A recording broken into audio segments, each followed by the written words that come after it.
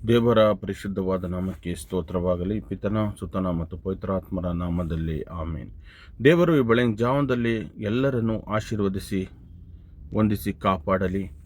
ಈ ದಿನ ದೇವರು ಒಂದು ವಾಕ್ಯವನ್ನು ಓದಿ ಪ್ರಾರ್ಥಿಸಲು ನಮಗೆ ಒಂದು ಸೌಭಾಗ್ಯವನ್ನು ಕೊಟ್ಟಿದ್ದಾರೆ. ಅದಕ್ಕಾಗಿ ದೇವರಿಗೆ ನಾವು ಕೃತಜ್ಞತೆಯನ್ನು ಸಲ್ಲಿಸುವರಾಗೋಣ. ಈ ದಿನ ನಾನು ಆಯ್ದುಕೊಂಡಂಥ ವಚನ ಭಾಗ ಯೆರೆಮೀಯನ ಬರೆದ ಪುಸ್ತಕ 33ನೇ ಅಧ್ಯಾಯ 3ನೇ ವಚನವಾಗಿದೆ. ಆ ವಚನ ಈ ರೀತಿಯಾಗಿ ಹೇಳುತ್ತದೆ: ನನ್ನನ್ನು ಬೇಡಿಕೋ, ನಾನು ನಿನಗೆ ಸದುತ್ತರವನ್ನು ದಯಪಾಲಿಸುವೆನು, ನಿನಗೆ ತಿಳಿಯದ ಮಹತ್ವವಾದ ಗುಡಾರಗಳನ್ನು ಗೋಚರಪಡಿಸುವನು ಎಂಬುದಾಗಿ ದೇವರು ಈ ವಾಕ್ಯವನ್ನು ನಮಗೆ ಕೊಟ್ಟಿದ್ದಾರೆ. ಎಂಬುದಾಗಿ ಪ್ರಾರ್ಥನೆಯು ದೇವರೊಂದಿಗೆ ನಮ್ಮ ಸಂಬಂಧವನ್ನು ಗಟ್ಟಿಗೊಳಿಸೋಕ್ಕೋಸ್ಕರ ಈ ವಾಕ್ಯವಾಗಿದೆ.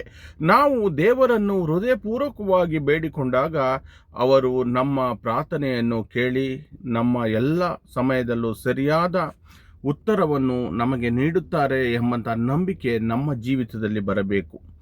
ಆವಾಗ ವಿಷಯಕ್ಕೆ ಮೀರಿದ ಎಲ್ಲ ಕೊರತೆಗಳು ದೇವರು ನಮ್ಮ ಜೀವಿತದಲ್ಲಿ ನಡೆಸುತ್ತಾರೆ. ಜ್ಞಾನದಿಂದಲೂ ನಾವು ದೇವರಿಗೆ ತಿಳಿಸುವ ಎಲ್ಲ ವಿಷಯಗಳಲ್ಲಿಯೂ ನಮಗೆ ದೇವರು ಎಲ್ಲ ಕಷ್ಟಗಳಲ್ಲಿಯೂ ಸಂತೋಷದಲ್ಲಿಯೂ ನಾವು ದೇವರನ್ನು ಹುಡುಕೋಣ. ಆಗ ದೇವರು ನಮ್ಮೊಂದಿಗೆ ಇರುತ್ತಾರೆ ಎಂಬಂಥ ನಂಬಿಕೆ ನಮ್ಮಲ್ಲಿರಬೇಕು. ಪ್ರಾರ್ಥನೆಯಲ್ಲಿ ಸ್ಥಿರವಾಗಿ ಇರೋಣ. ದೇವರು ನಮ್ಮನ್ನು ಎಂದಿಗೂ ಕೈ ಬಿಡುವುದಿಲ್ಲ ಎಂಬಂಥ ನಂಬಿಕೆ ನಮಗಿರಬೇಕು. ಆಗ ನಮ್ಮ ಜೀವಿತ ಬದಲಾವಣೆ ಆಗುತ್ತದೆ ಎಂಬುದಾಗಿ ನಾವು ತಿಳಿದುಕೊಳ್ಳಬೇಕು.